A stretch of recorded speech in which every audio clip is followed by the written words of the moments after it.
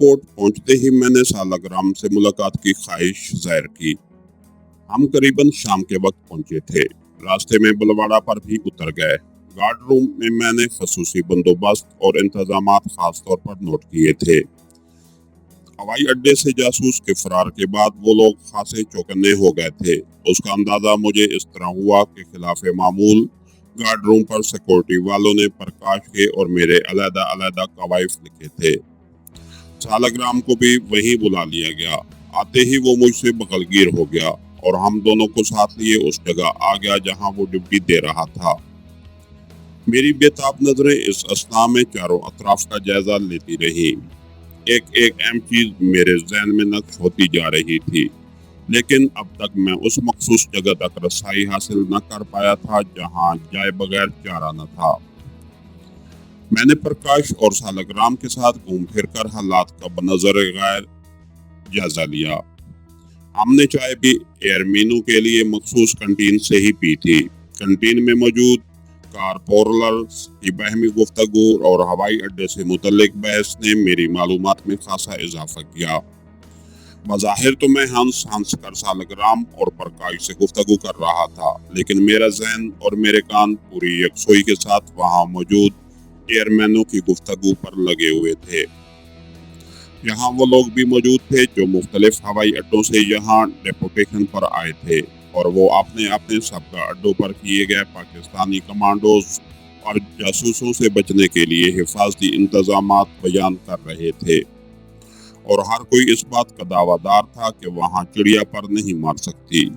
मैं दिल ही दिल में उनकी खुशफहमी से लुत्फ अंदोज होता रहा।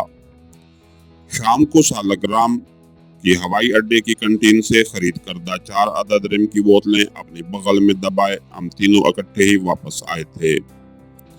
सालग्राम को अगले रोज दिवाली के लिए वो मुश्किल छुट्टी मिली थी। मैंने और प्रकाश ने उसके ऑफिसर इंचार्ज से, जो एक सिख था, बड़ी आजिज़ी से दरखास्त की थी कि वो उसे दिवाली के लिए कम अज कम घर जाने दे, क्योंकि उसकी मंगेतर आई हुई है। उसके बाद कम अज कम 5-6 महीने मुलाकात का कोई चांस नहीं। वो लोग आसाम वापस चले जाएंगे। ये बहाना भी मेरी ज़हनी इख्तिरा थी। जब सालग्राम को उसके अफसर ने छुट्टी की मंजूरी का हुक्मनामा दिया तो वो खुशी के मारे मुझसे लपट गया। तुम तो यार बड़े काम की चीज हो, उसने मुझसे बगलगीर होते हुए कहा। घर वालों ने जब सालग्राम को भी हमारे साथ देखा तो मूसी जी और पूनम की तो खुशी का ठिकाना ही न रहा। सालग्राम और प्रकाश ने उसका रहाय नुमाया को मेरे सर मंडा तो मूसी जी ने मुझे आशीर्वाद देते हुए कहा, बेटा मैं हमेशा यही चाहा कि सालग्राम फौज की नौकरी न करे, लेकिन अपने लेख की बात है। तुम ही बताओ बेटा, जंग लग गई तो इस मुई हुकूमत को क्या मिलेगा? न जाने इनकी हिवस कब खत्म होगी। कितने माओ के लाल मरेंगे तो जालमों के कलेजे ठंडे होंगे। मूसी जी का दुख सारे भारत की माओ का दुख था, लेकिन अलमिया ये है कि हुकूमत ने कभी उसे महसूस ही नहीं किया, या अगर किया तो अपनी हिवस मुल्कगिरी के आगे उसकी कोई हैसियत न जानी। मुझे फौजी मुलाजमीन ही नहीं, सिविलियन से भी गुफ्तगू का इत्तेफाक होता रहता था, और ये बात कम अज कम पंजाब की हद तक तो मैंने शिद्दत से महसूस की कि भारतीय अवाम अब जंग के मुतहम्मिल नहीं हो सकते थे। वो पाकिस्तान से हरगिज लड़ना नहीं चाहते थे, लेकिन हुकूमत उन्हें लड़ाने पर तुली हुई थी और दिन रात असला के अंबार छावनियों से सरहदों की तरफ मुंतकिल किए जा रहे थे। मैंने पिछले 3-4 रोज से शेव नहीं की थी। उसके पसे पर्दा भी एक खास मकसद कार फरमा था। हमारी बस जब रायकोट में दाखिल हो रही थी तो मैंने एक मखसूस किस्म के मिसाइल बरदार आर्मी का नुमाए को वहां से गुजरते देखा। एक बेचैनी सी तब से मैं महसूस कर रहा था। इन मिसाइलों की साख्त और वो जगह जहां उन्हें नस्ब किया जाना था, उनसे मुतल्लिक मालूमात हासिल करना मेरे लिए बहुत जरूरी था। अब मैं इस फिक्र में था कि जल्द अज जल्द उनका पता लगाऊं। यहाँ पहले से ही आर्मी के कुछ यूनिट डिप्लॉय थे और शहर में अफवाह फैली हुई थी कि फौज ने वहाँ मोबाइल रेडार सिस्टम कैम कर रखा है। आज दिवाली की रात थी। सारा भारत शराब में गर्क था। आज की रात से फायदा न उठाना इंतहाई बेवकूफ़ी होती। सालग्राम और प्रकाश को मैंने टरखा कर उनसे जान छुड़ा ली थी और उन्हें एक मुश्तरका दोस्त की महफिल नाउनोश में छोड़कर चला आया था। आधी रात से पहले उनकी वापसी नामुमकिन थी। अरे आप क्या दिवाली भी घर पर ही मनाएंगे? पूनम ने पूछा। बेटा जी, आज तो खैर से तुम्हारे बाबूजी भी खुश हैं, माताजी ने बाबूजी की तरफ देखते हुए कहा, जो मिठाई के डब्बे पकड़े अंदर दाखिल हो रहे थे। पूनम बेटे, ये डब्बे ले लो और दो बेजी के घर दे आओ। उन्होंने पूनम को डब्बा थमाते हुए कहा। आप चलिए ना मेरे साथ, पूनम ने मुझसे कहा। हाँ बेटा, उसे भी घुमा लाओ, मूसी जी ने मुझे कहा। इन लोगों का ख्याल था क्योंकि मैं पहली दिवाली घर से बाहर मना रहा हूँ, इसलिए उदास हूँ। आओ चलते हैं। मैंने बाहर की तरफ कदम बढ़ाए।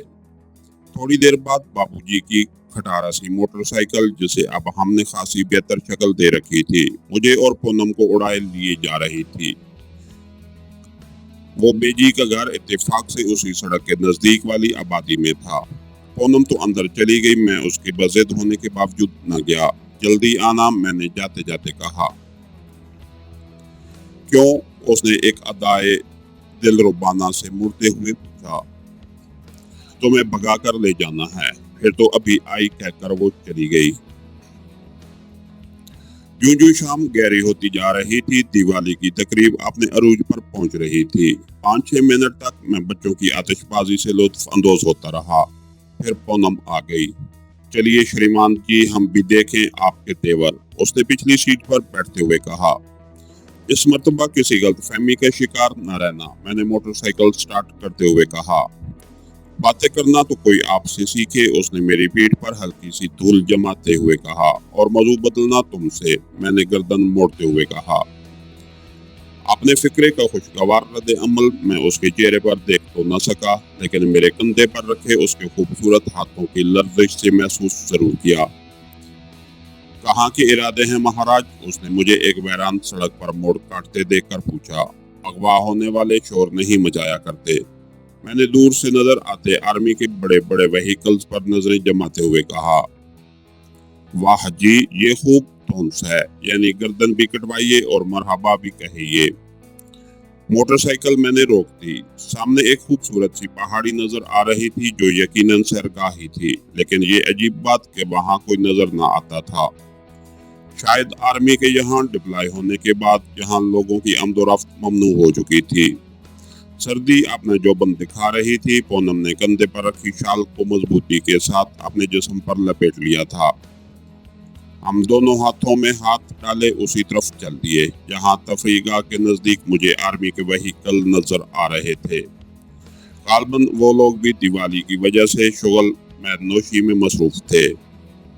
शायद इसीलिए हमें उनके इर्द गिर्द कुछ नजर नहीं आ रहा था। सड़क पर लगी लाइट्स कहीं कहीं रोशन थी, ज्यादातर बल्ब खराब थे। पूनम, तुम्हें मालूम है हम कहाँ जा रहे हैं? मैंने चलते चलते पूछा। नहीं तो, उसने मुख्तसर से जवाब दिया। क्यों? तुमने पूछा क्यों नहीं? मैंने उसकी तरफ मुड़ते हुए कहा। प्रकाश बाबू, बसा औकात मुझे भी तुम्हारी किसी हरकत का मतलब समझ नहीं आता। मुझे तो कभी कभी तुम्हारे हिंदू होने पर भी शक होने लगता है। मेरा दिल अचानक उसके इस फिक्रे पर धड़का। पूनम ने एक लंबा सांस लिया और दोबारा बोली। तुम में उन लोगों जैसी बात है ही क्या? मैं शराब से इतनी नफरत करती हूँ जितनी मुझे यमराज शैतान से है, लेकिन मुझे हैरत होती है तुम हिंदू नौजवान हो और शराब नहीं पीते। तुमने अभी तक मुझे किसी गलत हरकत के लिए नहीं कहा, जबकि हमारे मुआशरे में मोहब्बत का आगाज ही ऐसा घटिया हरकतों से होता है। या तो तुम अगले जन्म के कोई अवतार हो जो मानस के रूप में प्रकट होकर आ गया, या फिर गधा हूँ जिसे खूबसूरत लड़कियों से डीलिंग करना नहीं आती। मैंने उसका हाथ दबाते हुए उसका फिक्रा उचक लिया। बहरहाल प्रकाश बाबू, जब कोई नारी किसी से प्यार करती है तो उसे अपना शरीर ही नहीं अपनी आत्मा भी सौंप देती है। मुझे न जाने पिछले कितने जन्मों से तुम्हारी तलाश थी। मेरा आइडियल ऐसा ही था, उलझा उलझा, सबसे अलग थलग। जिस रोज पहली बार मैंने तुम्हारी दस्तक पर दरवाजा खोला था तो तुम हमारे घर में ही नहीं बल्कि खुले कुआड़ों के रास्ते मेरे दिल में आन बसे थे। मेरी तलाश मुकम्मल हो गई। मेरा धर्म है प्रकाश बाबू कि तुम कभी मेरा विश्वासघात नहीं करोगे। पूनम का लहजा बड़ा पुरएतमाद था। मैंने उसकी बातों का जवाब न दिया। वो वाकई अजीबोगरीब किस्म की लड़की थी। हम दोनों अब इन व्हीकल्स के करीब से गुजर रहे थे। सड़क के किनारे आर्मी ने पड़ाव डाल रखा था। ये सड़क एक कस्बे को जाती थी, लेकिन आमदोरफ्त न होने के बराबर थी। हम दोनों सड़क के किनारे लगे खूबसूरत बाग में एक पत्थर के बेंच पर बैठ गए। चढ़ते चांद की रात थी। सामने का मंजर बखूबी नजर आ रहा था। मेरी आंखों के रास्ते व्हीकल्स पर लदे सामान और वहां पहाड़ी के एक तरफ नस्ब रेडार के एंटीना की बनावट दिमाग पर नक्श हो रहे थे। ये नई किस्म का असला था। मुझे खुशी थी, मैंने एक खुफिया हथियार का जो भारतीय फौज के तसर्रुफ में है खोज लगा लिया था। लेकिन हैरानगी हो रही थी कि आखिर इतनी अहम चीज को इतने गैर हिफाजती और नाकिस इंतजाम के साथ नस्ब करने की क्या तुक है। फिर मेरे दिमाग ने इस सिलसिले में रहनुमाई की और मैं इंडियन आर्मी इंटेलिजेंस की चाल समझ गया। इमरजेंसी होने की वजह से चूंकि तमाम आर्मी के निशानात वगैरह तो मिट्टी से छुपे हुए होते हैं, इसके अलावा भी इन हालात में गन्नर को बहुत अच्छी तरह कैमोफ्लेज किया जाता था। अगर उनके गिर्द खास पैरा भी लगा दिया जाता तो इस इलाके में मौजूद दुश्मन इंटेलिजेंस को शक होना लाजमी था। शायद उसी लिए उन्होंने ये तरीका अपनाया था। अगर मैं भी हथियारों की खास किस्म की साख्त पर गौर न करता तो उसे इंडिया की रवायती फौज की कोई बटालियन समझकर नजरअंदाज कर देता। तुम्हें पाकर मैंने बहुत कुछ पा लिया है पूनम। मुझसे खुशी छुपाई न जा सकी और बेख्तियार मेरे मुंह से निकल गया। हाँ, अब ज़हर है, आप फिल्मी डायलॉग ही बोलेंगे। पूनम की हंसी से फिजाओं में सुरीली घंटियां बजने लगी। हम वापस मोटरसाइकिल की तरफ आ रहे थे जब अचानक हमारे पीछे रोशनी का एक तूफान सा उठा। यकदम मैंने पूनम का हाथ पकड़कर किनारे की तरफ खींचा तो वो मुझसे टकरा गई। हम दोनों पर ही इस टकराव ने क़यामत ढा दी थी। अभी उस हादसे से संभलने भी ना पाए थे कि एक जीप करीब आकर ठहर गई। जीप में एक सार्जेंट और 2 सिपाही बैठे थे। शायद हमें मुश्तबा जानकर आ गए थे। सुनिए महाराज, सार्जेंट गालबन हमारी असलियत जान गया था। सुनाइए महाराज, मैंने उसी लहजे में कदरे शौकी से जवाब दिया। मेरे दिल की हालत खुदा ही जानता है। इस समय यहाँ आपकी मौजूदगी और दिवाली रात की हसीन रात तो ठीक है, लेकिन ये माहौल प्रेम करने के लिए साजगार नहीं। उसने पहले पूनम की तरफ और फिर सामने मिलिट्री कन्वाय की तरफ इशारा करते हुए कहा। ओह माय डियर ऑफिसर, छोटा सा तो शहर है, यकीन मानिए कोई गोशा भी तो खाली नहीं मिला। मोहब्बत के मारे यहाँ चले आए थे, लेकिन क्या मालूम था कि यहाँ भी। मैंने बड़े सोगवार और फिल्मी अंदाज में जवाब दिया।